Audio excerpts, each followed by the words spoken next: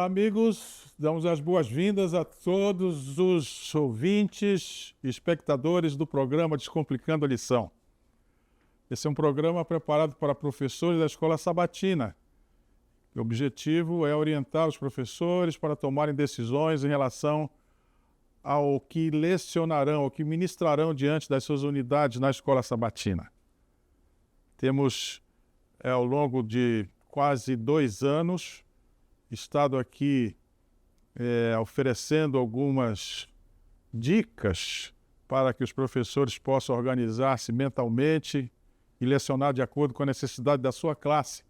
E nesse intervalo de tempo, muitas mensagens importantes e que são estimuladoras estão chegando. Agradecendo pelo programa e alguns dos nossos espectadores pedem para nós saudarmos igrejas, especialmente alguém de Sergipe pediu para nós mandarmos um alô para a igreja de Sergipe. Então sintam-se abraçados e orem por nós, adventistas de Sergipe, para que esse programa possa ser um programa eficaz na sua proposta, de ajudar os professores e esclarecer sobre pontos da lição. Nesse trimestre, nós estamos estudando sobre o livro de Êxodo. A palavra Êxodo quer dizer saída, não é? É o momento em que Deus retira o povo do Egito e leva o povo para a terra prometida. Há muita coisa acontecendo. Na semana que nós estamos agora em transcurso, o tema da lição é a sarça ardente. Nós vamos tratar aqui do chamado específico de Moisés e vamos estudar nessa semana fatos que antecederam esse chamado, como Deus preparou Moisés para que pudesse suportar a revelação do próprio Deus no momento em que aconteceu aquele episódio da sarça ardente. Então aqui nós temos a figura que abre a lição. Vejam aqui as sandálias, que significam o conhecimento humano, aonde nós nos apoiamos. Moisés teve que tirar essas sandálias do conhecimento humano. Essas ruínas que estão aqui, 4 paredes, simbolizam o conhecimento humano adquirido no Egito e que é uma interposição entre a humanidade e Deus. Então era preciso ultrapassar isso para poder fazer aquilo que Deus estava pedindo a Moisés. Essa é a figura que está abrindo a lição. Vamos então ver o verso da Bíblia que abre a lição e que é o verso-chave para essa semana. Está em Êxodo capítulo 3, os versos 7 e 8. Então o Senhor continuou. Que lembrem que essa lição é a continuidade da primeira. Certamente vi a aflição do meu povo que está no Egito e ouvi o seu clamor por causa dos seus feitores. Conheço o sofrimento do meu povo. Por isso desci a fim de livrá-lo das mãos dos egípcios e para fazê-lo sair daquela terra e levá-lo para uma terra boa e ampla, terra que mana leite e mel. Essas 2 palavras aqui, leite e mel, querem dizer sustento por parte de Deus. Então, vamos estudar um pouco sobre como esta mensagem chega aos ouvidos de Moisés e ele tem uma reação sobre esse pedido de Deus. A lição dessa semana é sobre esse assunto. Então vamos ver o pensamento inicial, Além do verso para memorizar, nós temos uma premissa, que é o ponto de partida para o raciocínio. E é do próprio autor da lição o que nós vamos ler. O chamado que Deus nos faz frequentemente mudará a direção da nossa vida. No entanto, se seguirmos esse chamado, descobriremos que o caminho de Deus é sempre o melhor, a melhor rota. Ainda assim, às vezes, pelo menos no início, não é fácil aceitar o chamado divino. Então, nós vamos ver que Moisés também teve essa dificuldade em aceitar o chamado divino. Porque nós temos uma noção um pouco errada das coisas. Quando vem um chamado desse, você imediatamente imagina como farei. Lembrem que na lição passada, nós discutimos aqui que Deus tem as demandas, Ele exige algumas coisas, mas Ele sabe qual é a resposta que Ele quer. E por conta disso, Ele nos preparará para que nós demos a Ele a resposta adequada conforme Ele quer. Então, nós vamos ver isso acontecendo agora, no decorrer do assunto dessa lição, como Deus prepara Moisés. Então, vamos ao lógica do estudo, que é o chamado transformador de Deus. Como eu disse, é Deus quem nos chama. Se a tarefa está posta, é Ele próprio que providencia. Ele é o grande provedor em relação à nossa resposta. Então, nós vamos estudar sobre o chamado de Moisés e sobre as desculpas de Moisés, porque o chamado de Moisés era um chamado para uma tarefa muito complexa. Muito bem. Então, esses dois assuntos, o chamado de Moisés e as desculpas, estão no auxiliar de professores. E a recomendação é que abram esse auxiliar e folheiem, deem uma lida, porque ele esclarece muita coisa. E nessa lição, o auxiliar está muito rico. Muito bem. Então vamos ver o processo de Deus para lapidar uma pessoa para que ela possa fazer uma tarefa determinada por Ele. Você já viu na lição passada que Moisés nasceu no momento de crise, a mãe dele compreendeu isso. O texto da lição diz que a mãe disse que o menino era formoso, é a palavra que está lá, a palavra formoso ou formosa nas escrituras quer dizer belo em caráter. Não quer dizer beleza física, quer dizer beleza em caráter. E a mãe viu na criança essa beleza, que era uma criança que já nasceu com certas dotações que a mãe discerniu. Então, vamos ver agora o processo de educação. Vejam bem, a educação entra como uma variável significativa, mas que precisa passar por um processo de purificação espiritual para se tornar útil no serviço de Deus.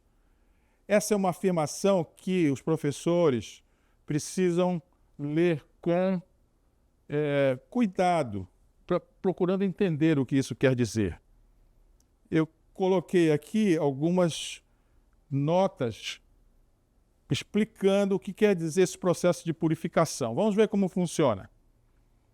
Moisés foi criado na corte de Faraó. Isso todos nós sabemos. Está em Êxodo capítulo 2, verso 10. Ele sai da casa dos pais, Arão e Joquebede, e vai para a casa da mãe adotiva dele, que era a filha do Faraó.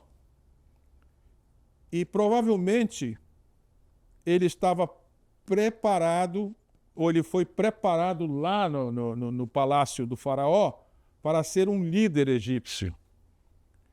Atos 7:22 afirma que ele foi instruído em toda a ciência dos egípcios e era poderoso em palavras e obras.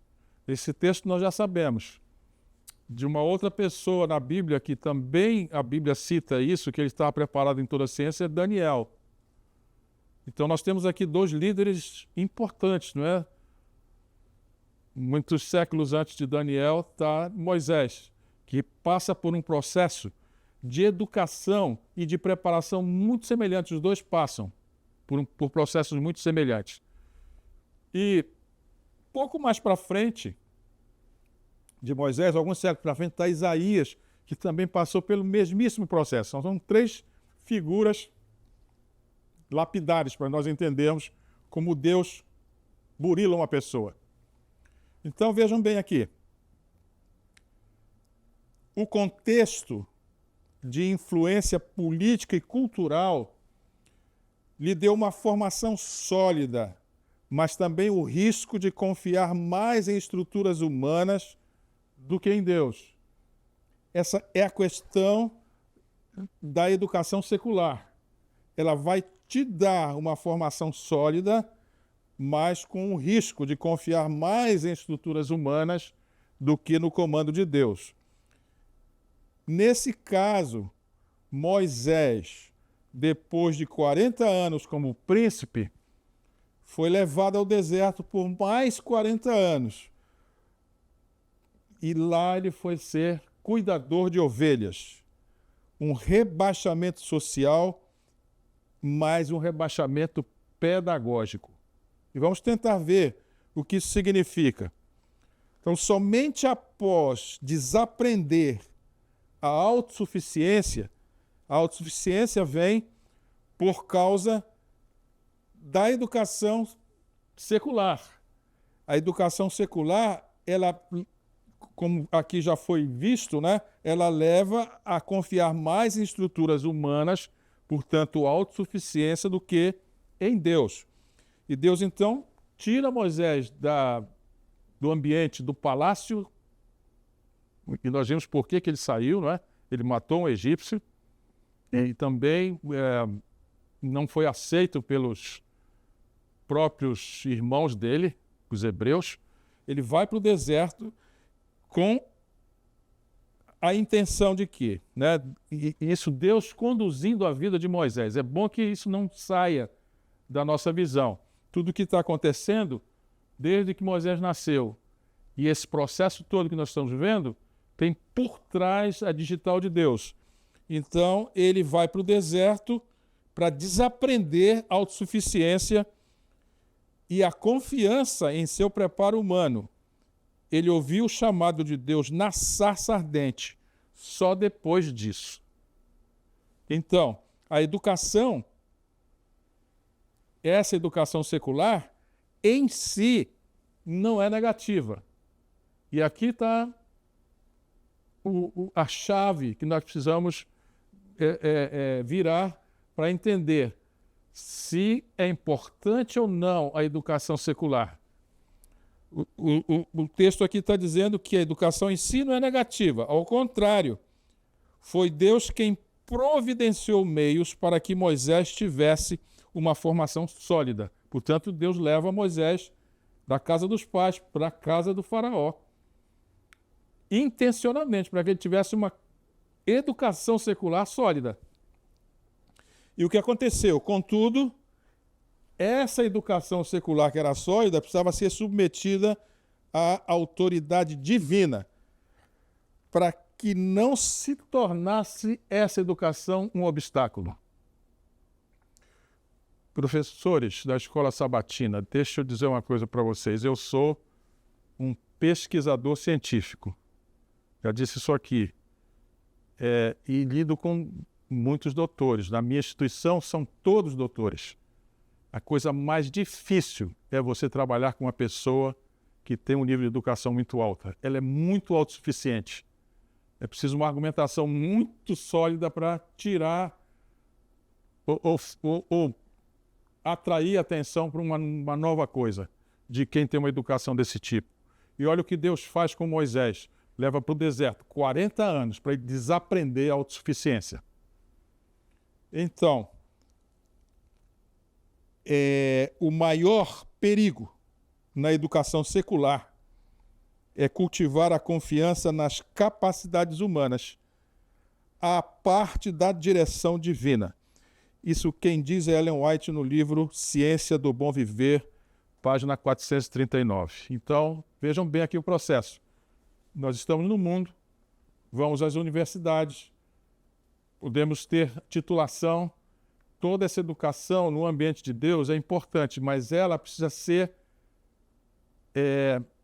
lapidada, ela precisa ser atualizada, preparada para que sirva no ambiente de Deus. No caso de Moisés, ele precisou 40 anos desaprendendo a autossuficiência. Eu imagino um grande general, como ele era, Ele era reconhecido como general, estrategista, e era um homem de grandes obras. Então, acostumado à bajulação, todo mundo... Ele era um príncipe, e todo mundo se curvava diante dele. Ele teve que desaprender todas essas coisas. A pergunta é, Deus anulou o conhecimento secular dele? Não. Ele purificou. Nós vamos ver isso, como é que isso vai acontecer agora.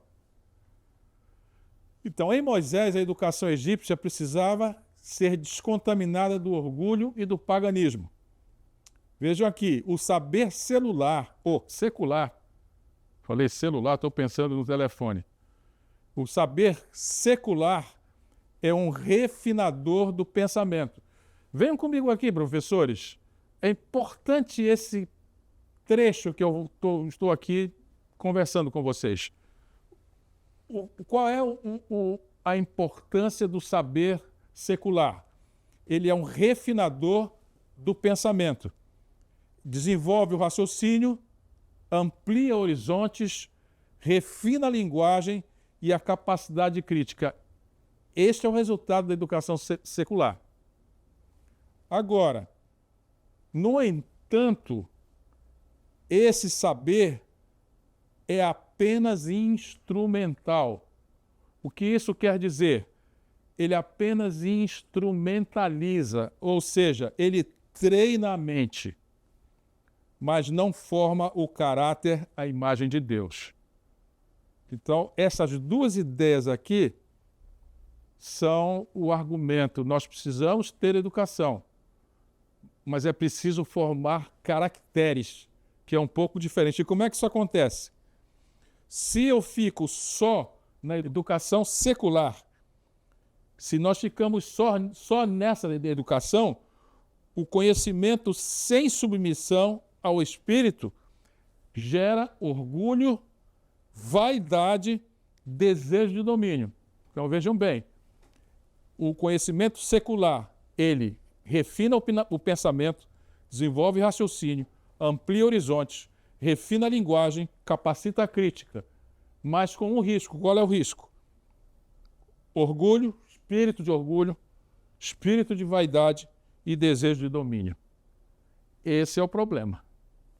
Então, o apóstolo Paulo diz que o saber ensoberbece, mas o amor edifica. E foi isso que Moisés foi levado para o deserto para aprender o fundamento do reino de Deus, que é o amor.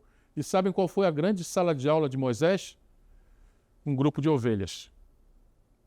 Aqui nós não conhecemos o pastoreio, mas o pastoreio requer muita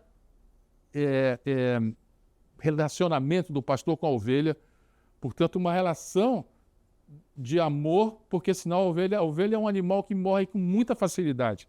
E o pastor precisa estar atento para isso. Moisés foi para essa escola para aprender o amor, porque até então ele só tinha orgulho, vaidade e desejo de domínio. Lúcifer foi perfeito em sabedoria. Ezequiel 28, 12 diz que ele era lindo, né? A Bíblia chama ele de lindo, no sentido de ser perfeito em sabedoria. No entanto, essa perfeição não foi bem administrada e ela levou Lúcifer à exaltação própria. Ou seja, ele ficou nessas dimensões aqui. Muito bem. Sabedoria só é bênção quando ligada ao reino de Deus. Toda sabedoria humana precisa ser submetida ao fundamento, princípios e valores do reino de Deus para ser útil. Então, vou aqui pormenorizar. Qual é o fundamento do reino de Deus? Amor. E Moisés foi levado, então, para usar esse fundamento, que é o amor. Foi levado para a sala de aula mais importante, que é um grupo de ovelhas. Esse fundamento, ele gera princípios. E quais são os dois grandes princípios do reino de Deus? Amor a Deus e amor ao próximo. E Moisés foi levado para essa escola para aprender esses dois princípios. Esses dois princípios geram valores, que são os valores do reino de Deus. E quais são os valores do reino de Deus? Eu tenho aqui alguns, não são todos. Humildade, serviço, justiça, amor, verdade, submissão à vontade divina. Esses são os valores, mas tem muitos mais. Benignidade, bondade, caridade, longanimidade. São todos valores do reino de Deus. Que, se nós tivermos nesta condição aqui de orgulho, vaidade, desejo, de domínio, esses valores escaparam. Eles não estão sendo utilizados. Então, Moisés passa pelo deserto. E no deserto, ele vai aprender os valores do reino de Deus. E por que ele passa pelo deserto? Porque o saber humano lida com métodos, técnicas, estruturas, raciocínio lógico, domínio linguístico, processos analíticos. Ou seja, o saber secular, sem o refinamento divino, lida com formas de pensar e de agir. Ele é altamente eficaz para resolver problemas práticos, operacionais e intelectuais. Mas o caráter não se forma com apenas aprender a pensar, aprender como pensar. O caráter se forma com o porquê pensar assim e a quem servir com esse pensamento. Então vejam bem, qual é a diferença entre o saber secular e o saber que vem do reino de Deus. O saber secular lida para resolver problemas práticos, operacionais e intelectuais. Ele não lida com formação de caracteres que tenham na consciência a intenção de pensar e saber por que pensar dessa forma. E nem tampouco, por causa disso, porque eu sei por que penso, eu sei também servir com esse mesmo pensamento. Então, aqui está a purificação. Se alguém quiser perguntar para o professor da classe como é que eu sei que o meu raciocínio, minha cognição está purificada, é que eu vou utilizar não só com essas estruturas que estão aqui, mas principalmente eu vou raciocinar. Eu penso assim e sei por que penso assim. E se eu penso assim, eu vou usar esse pensamento para servir. Esse é o raciocínio de quem tem sua formação secular purificada. Então, estamos aqui diante de coisas muito importantes, professores. Aqui tem um quadro que mostra ou coloca frente a frente o saber humano e o saber espiritual divino. Então, o foco do saber humano é usar métodos e técnicas e análise. O foco do saber divino são princípios, motivações e propósitos, que nós vimos naquela lista ali. É o fundamento, são os princípios e são os valores. A fonte do saber humano, que é instrumental, é a racionalidade e a experiência. A fonte do saber espiritual é a revelação, é a graça, é o temor do Senhor. E, aliás, o sábio Salomão disse que o princípio da sabedoria é o temor do Senhor. Não é isso? O resultado do saber humano é eficiência e poder. O resultado na formação espiritual é amor, justiça, serviço, que são os valores. Não é? Essas três palavras são as palavras-chave usadas, por exemplo, por Miqueias. Ele diz: a ti, ó homem, é dito o que é bom. Primeira palavra-chave, justiça, que pratiques a justiça. Segunda palavra-chave, que tenhas misericórdia, que utilizes a misericórdia, que é o amor, e que andes com humildade, que é o serviço. São 3 valores que só o saber que vem da fonte espiritual é capaz de trazer ao homem. E qual é o risco do saber humano? Arrogância e manipulação. E qual é o risco, entre aspas, do saber espiritual? É submissão e santidade. Então, aqui vem agora uma aplicação do método utilizado por Deus para purificar Moisés. Ele era um grande homem de saber muito apurado, agora purificado. O que acontece com ele? No deserto, Moisés escreveu 2 livros. A redação de Gênesis e a de Jó, que foi feita por ele no deserto, não foi apenas uma instrução futura para Israel, mas também um instrumento direto de transformação pessoal para o próprio Moisés. Professores, quem está falando aqui para vocês agora, nesse momento, é um servo seu que é também professor. Sou professor em universidades, leciono para cursos de pós-graduação. E qual é como é que eu posso, qual é a métrica usada nesses níveis de educação para saber se uma pessoa de fato sabe? No caso do mestrado, ele tem que fazer uma dissertação de mestrado, ele tem que escrever, dissertar sobre alguma coisa. E no caso do doutorado, ele faz uma tese. E na graduação, faz um trabalho que chama Trabalho de Conclusão de Curso, TCC. Essas 3 formas escritas está sendo discutido aqui.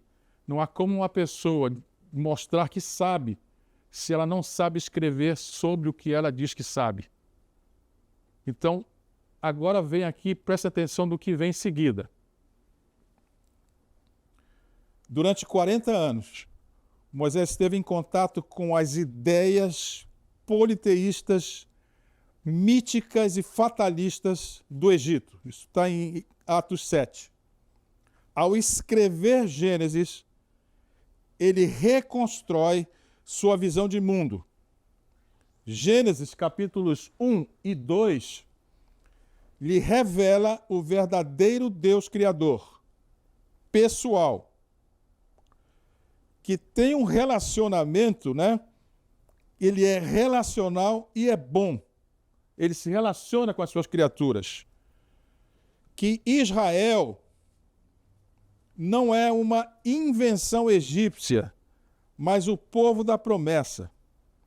Que ele próprio está continuando a história de fé de seus antepassados, não começando algo novo.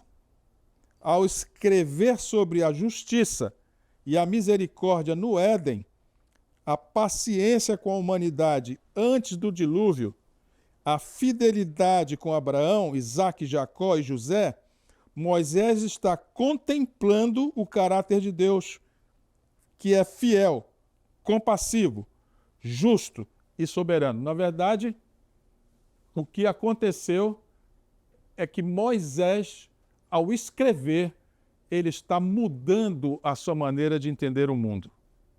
Ficou claro, professores, por que ele escreveu o livro de Gênesis? Na verdade, ele não poderia falar sobre Deus, ele não poderia explicar mais adiante, nós vamos estudar nas próximas lições, quem era Deus. Ele não poderia entender Deus se ele não tivesse capacidade de escrever sobre Deus. Ok? Agora, por que ele escreveu o livro de Jó? Tem uma outra faceta do aprendizado de Moisés que ele precisava demonstrar. O que trata o livro de Jó? Um homem justo que sofre sem explicação visível. Um conflito cósmico, onde Deus é justificado diante do universo através da fidelidade de um homem sofredor. A necessidade de confiar em Deus sem compreender tudo. Moisés estava dizendo para ele próprio, ao escrever Jó, estava falando da experiência pessoal dele também. Aliás, a história de Jó é a história de todos nós. É a história da humanidade. Lembrem que a criação da Terra e a criação da humanidade se deu após o episódio de instalação do pecado no universo, depois da expulsão de Lúcifer. Então a humanidade tem um propósito, que é o propósito explicado por Moisés para Jó. Ele tinha que justificar Deus diante do universo, através da fidelidade dele, e esse é o papel da humanidade. E nós, como igreja, temos exatamente esse papel, o papel que Moisés descreve como pertencente a Jó. Então, para Moisés, isso ressoa como sua própria dor de ser rejeitado, seu sofrimento no anonimato de Midian, sua incompreensão sobre o fracasso anterior no Egito. Esse livro ajuda Moisés a internalizar que o sofrimento também tem valor redentivo e que a fidelidade no deserto justifica a justiça divina. Então, na verdade, esses 2 livros foram livros escritos para que Moisés demonstrasse conhecimento suficiente para que ele pudesse liderar. Ou seja, era uma prova, era uma defesa de que ele conhecia realmente quem é Deus, ele tinha uma visão de mundo de acordo com o céu e ele compreendia o modus operandi de Deus. Muito importante isso, professores. Ao ler esses livros, é essa compreensão que nós precisamos ter. E quem sabe vocês devam escrever alguma coisa sobre todo esse conhecimento para poderem também criar sua própria visão de mundo. Muito importante isso.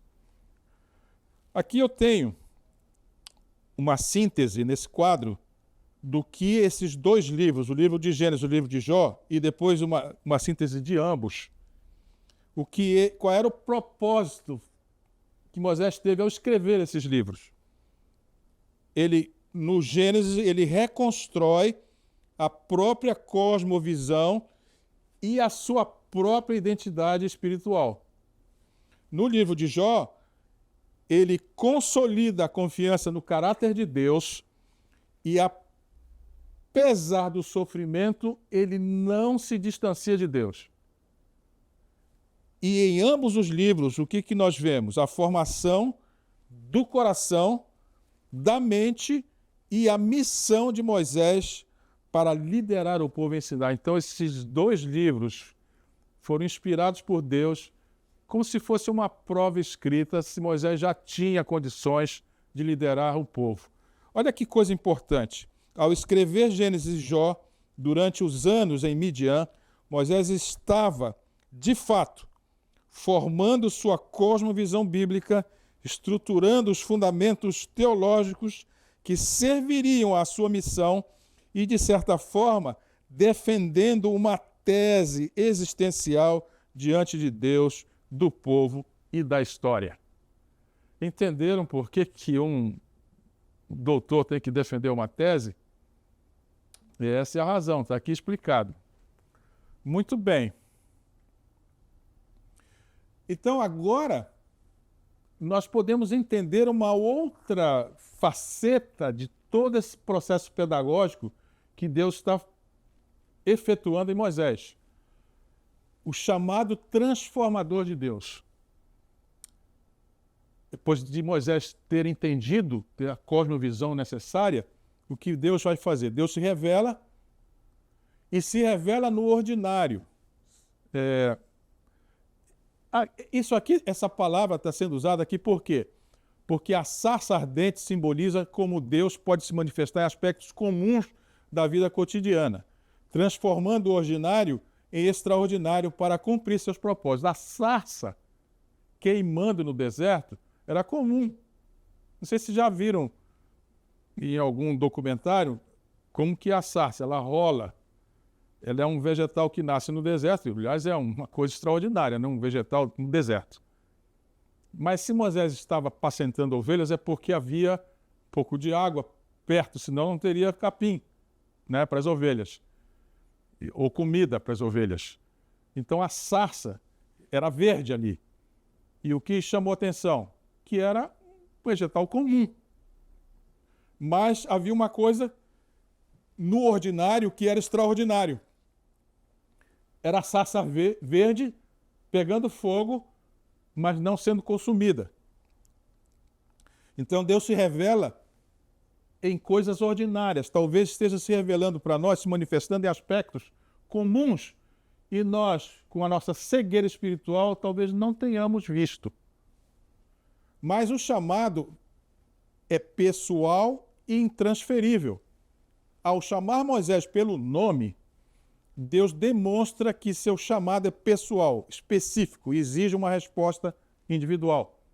Eu não sei se Deus já nos chamou e nós não vimos, mas se nós prestarmos atenção, sempre que Deus chama, o chamado é pessoal. Ele chama Moisés pelo nome, ele chama Samuel pelo nome, não é?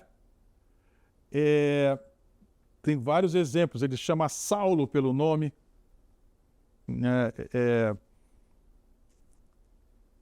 São coisas muito importantes na Bíblia que às vezes passam sem que nós percebamos. Se é um chamado pessoal, ele é intransferível. Você que tem que fazer.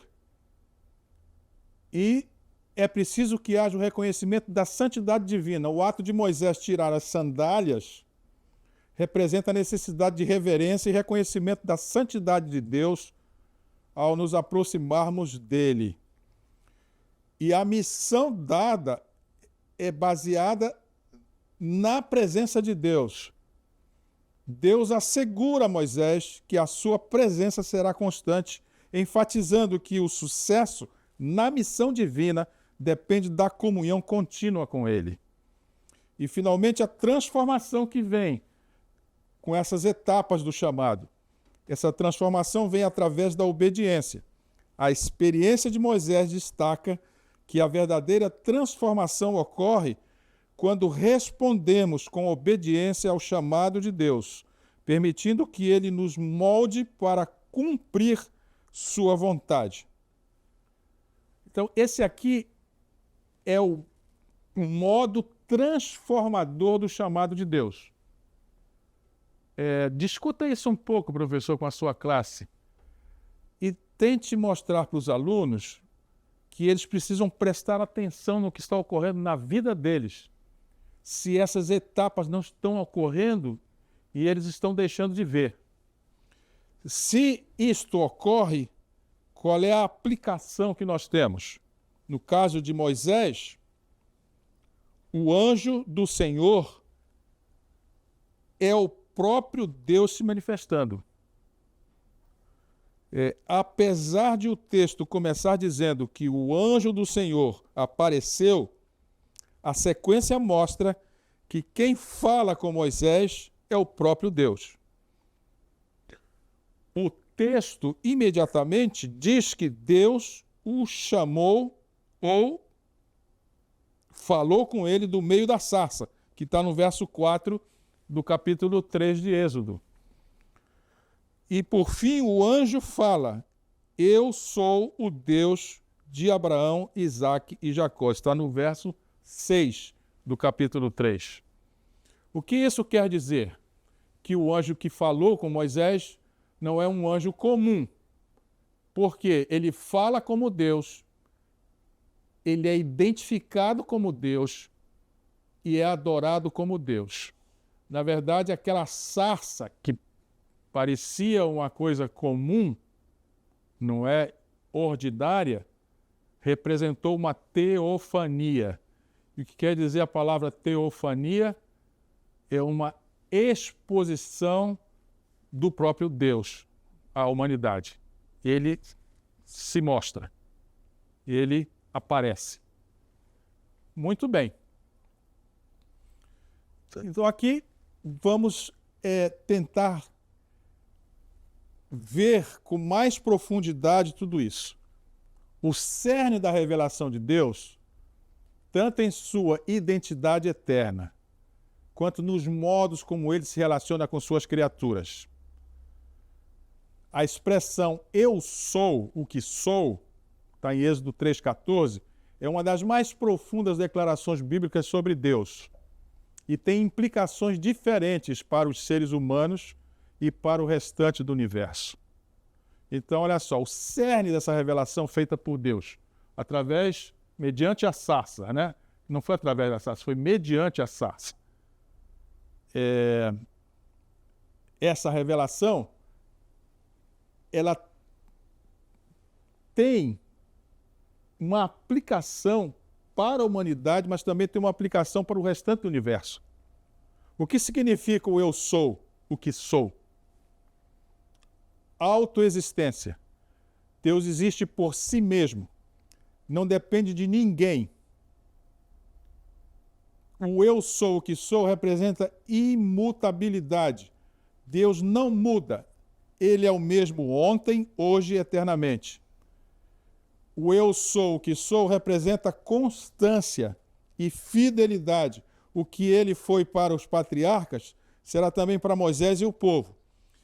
E eu sou o que sou representa mistério revelado que estava oculto. A frase também indica que Deus é aquele que se revela como quiser, mas que nunca é totalmente compreendido.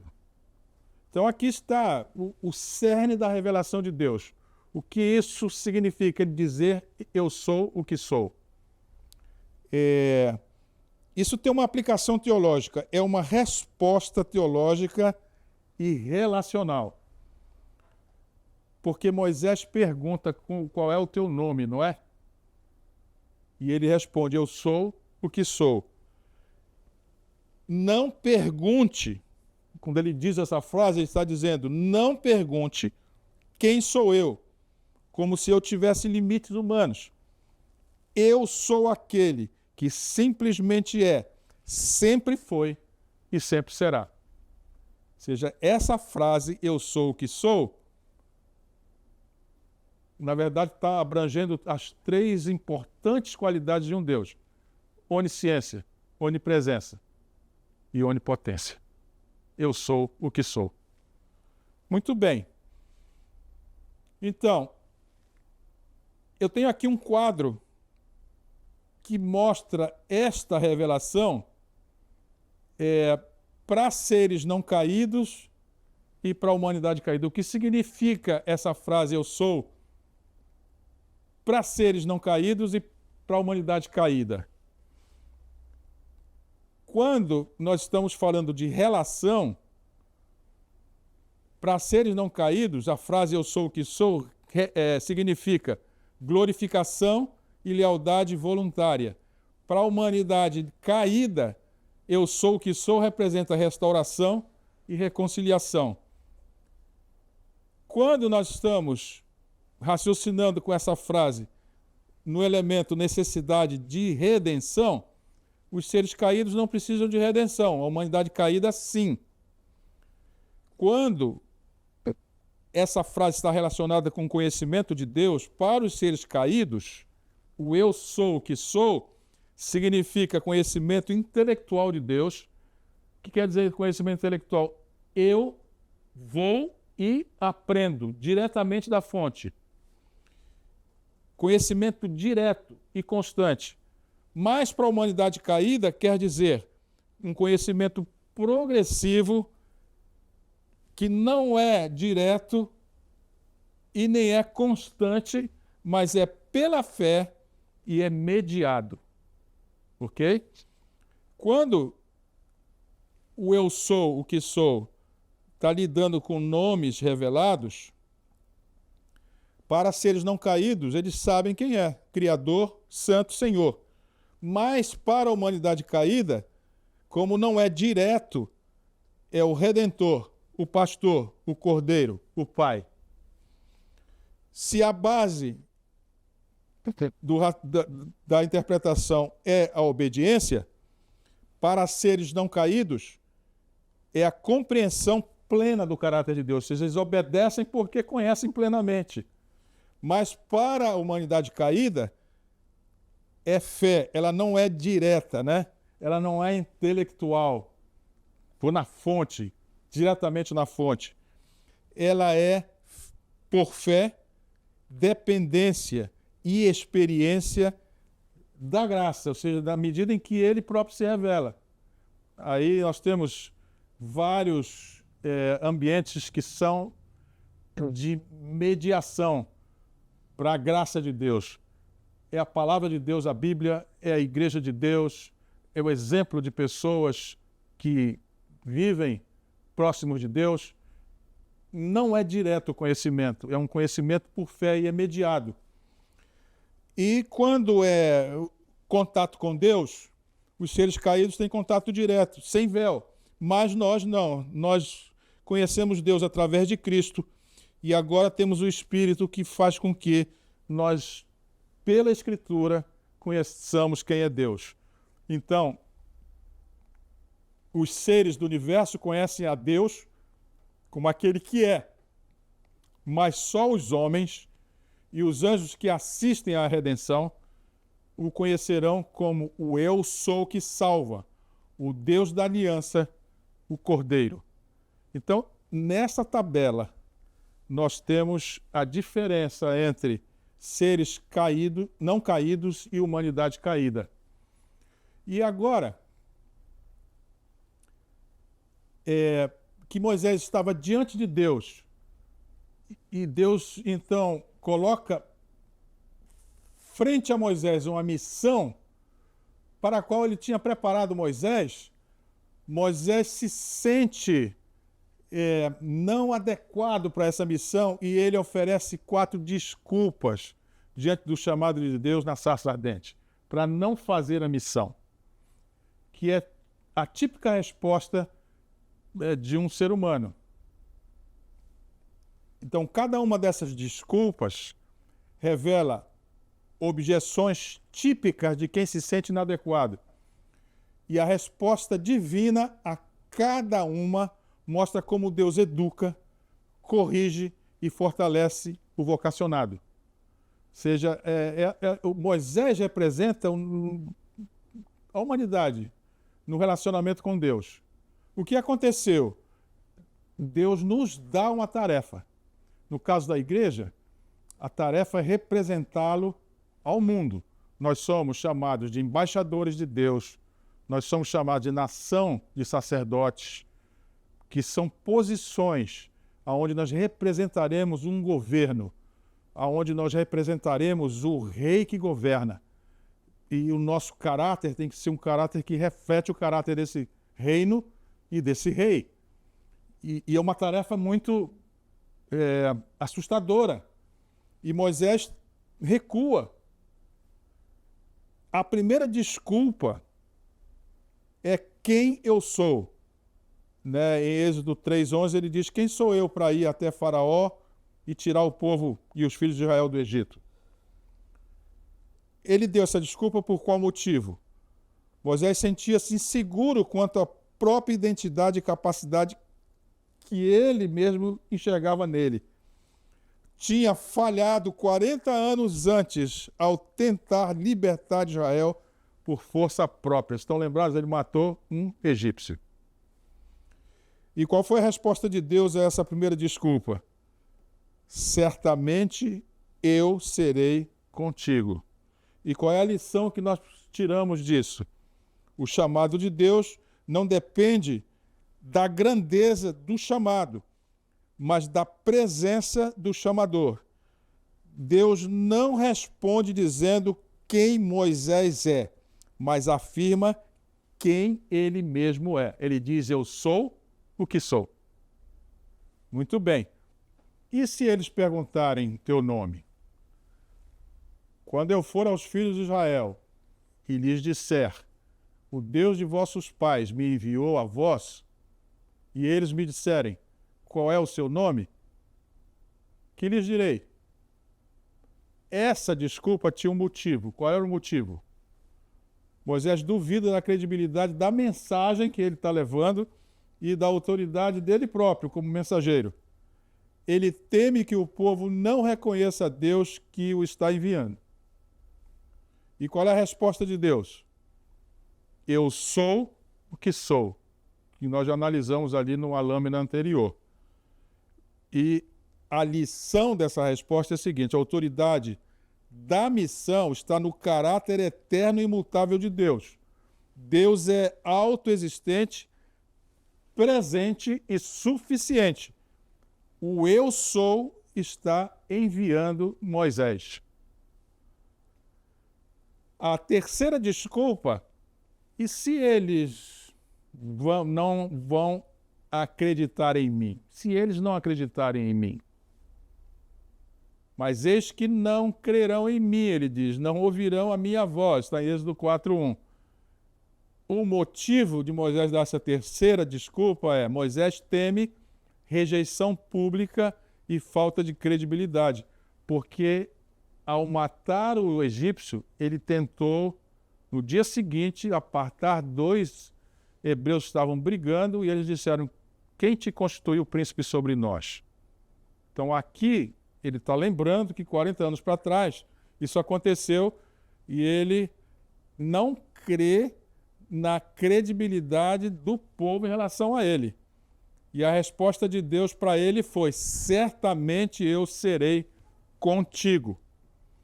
E nessa questão aqui, eles não vão acreditar, Deus reforça, dando uma segunda resposta.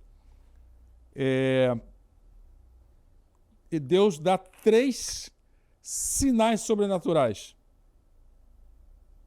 A vara de Moisés que vira uma serpente, seu primeiro sinal. E nós não vamos aqui discutir por que razão a vara virou numa serpente. Isso está numa lição para frente. E a mão de Moisés, que é o segundo sinal, que ele coloca a mão dentro da roupa e a mão fica leprosa. E o segundo sinal, ele tira a mão e ele coloca a mão outra vez e a mão fica sã. Esse segundo sinal, ele é muito importante, porque significa que Deus é um juiz.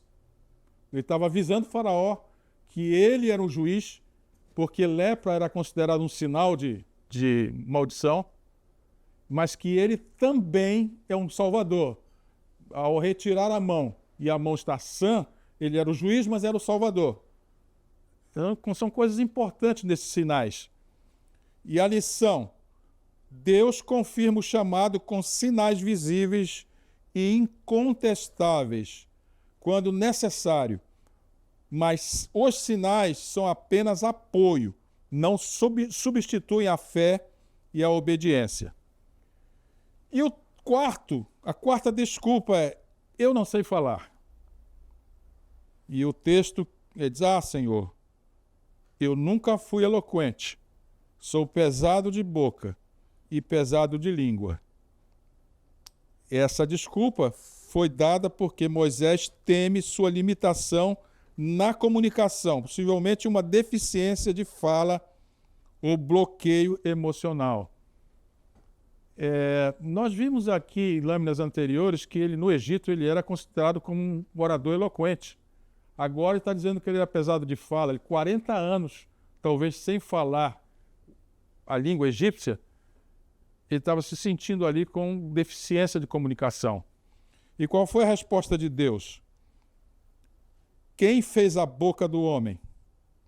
Não sou eu, o Senhor? Eu serei com a tua boca e te ensinarei o que hás de falar. Mas Moisés não é convencido por Deus. E ele então tem uma reação final. E a reação final, Moisés pede que Deus envie outro. Aqui está o texto. Senhor, envia aquele que hás de enviar, menos a mim. Deus então fica muito decepcionado com Moisés, mas ele sabe quem é Moisés, né? Moisés aqui não apenas se sente incapaz, mas resiste emocionalmente à missão. Mas a resposta de Deus agora é firme. Ele fica irritado com Moisés, mas ainda assim providencia Arão como ajudante. E aqui tem uma tabela mostrando as 4 desculpas de Moisés, a natureza das objeções a resposta divina e a lição espiritual que nós podemos tirar dessa situação, dessas 4 desculpas.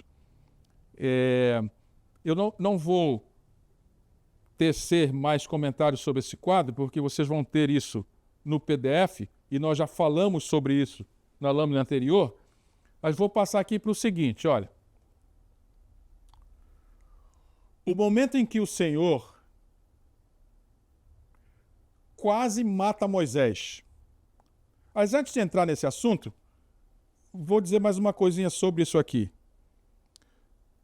Na verdade, o que Deus fez, já que você, Moisés, está dizendo para mim que não sabe falar, o teu irmão Arão que está no Egito e que está falando direitinho lá, vai ser o teu porta-voz. Então, eu falarei para você, você dirá para o teu irmão e o teu irmão falará com o faraó. Essa era a lógica. Ou seja, é a mesma lógica que Deus usa conosco. Ele quer falar conosco, mas nós somos duros de ouvido, duros de fala também. Ele fala para um profeta e o profeta fala para nós. É a mesma lógica. Arão, então, entra como se fosse um profeta para Moisés. Ele é o porta-voz de Moisés. Agora, a santidade de Deus requer reverência absoluta. Isso é uma lição importante para nós, irmãos. Não podemos lidar com as coisas de Deus desobedecendo ordenanças claras. E uma das coisas que nós não obedecemos são ordenanças no sentido da temperança. A questão não é só não comer carne de porco, não tomar bebida alcoólica, não usar drogas como tabaco e outras drogas. Não é só isso. Tem uma série de coisas que são próprias da temperança e que nós não observamos. Como lidamos nós com as coisas de Deus, representando Deus perante o mundo, desobedecendo ordenanças claras. E aqui tem uma lição. Deus é santo e ele requer reverência absoluta. O chamado divino não é apenas uma função pública, é uma transformação pessoal. A cena da sarça ardente exigiu que Moisés tirasse as sandálias. Aqui exige que circuncide a própria casa. Ou seja, ele estava na sarça e uma exigência essencial foi feita.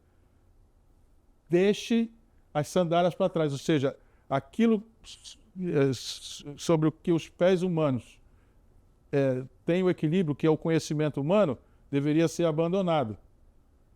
O que é o conhecimento humano? O uso da sabedoria para a autossuficiência. Isso precisava ser abandonado.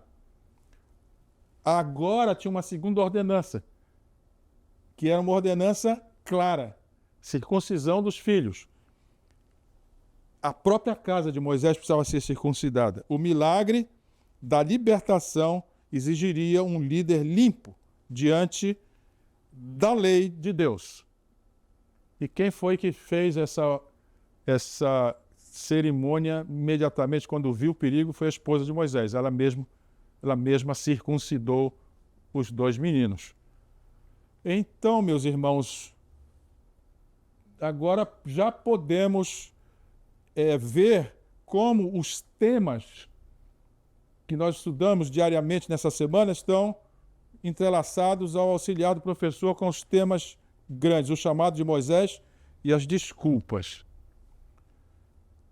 Sarça ardente, que é o tema de domingo, o anjo do Senhor, que é o tema de segunda, e o nome do Senhor, que é o tema de terça, estão no grande assunto chamado de Moisés.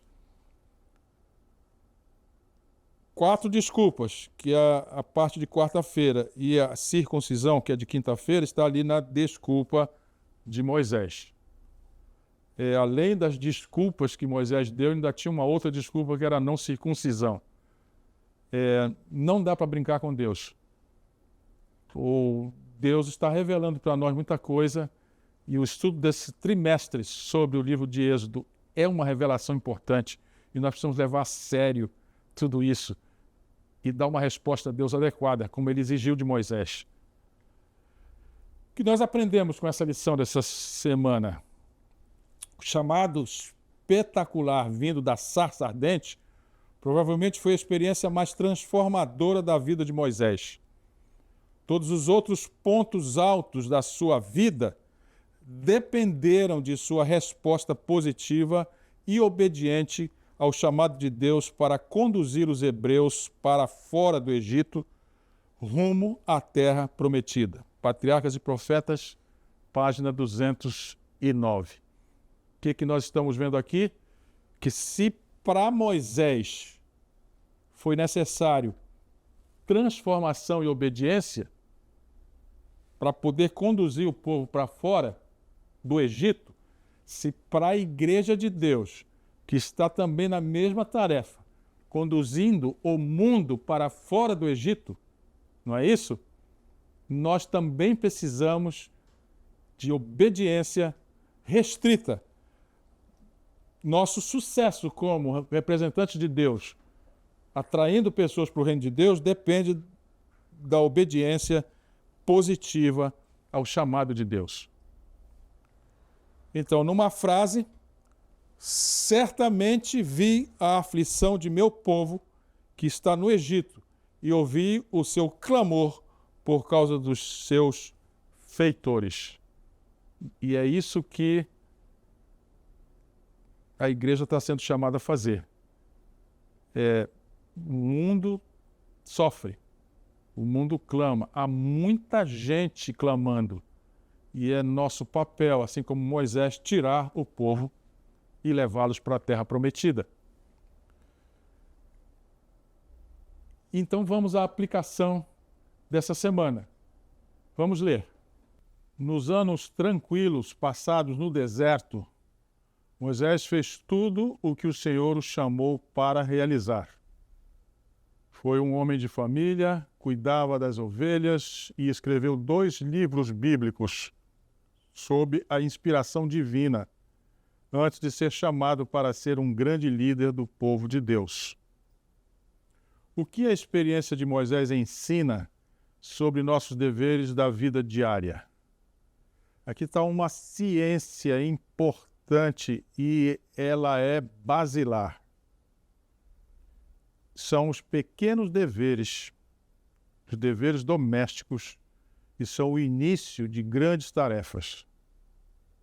Então, a importância de uma disciplina em casa para fazer as coisas acontecerem, sejam elas pequenas, mesmo que a visão nossa seja de que aquilo não tem importância, mas são as pequenas coisas que criam os grandes caracteres e, portanto, dão a dimensão de um grande líder. E essa é a lição que está aqui. Deus leva Moisés para o deserto.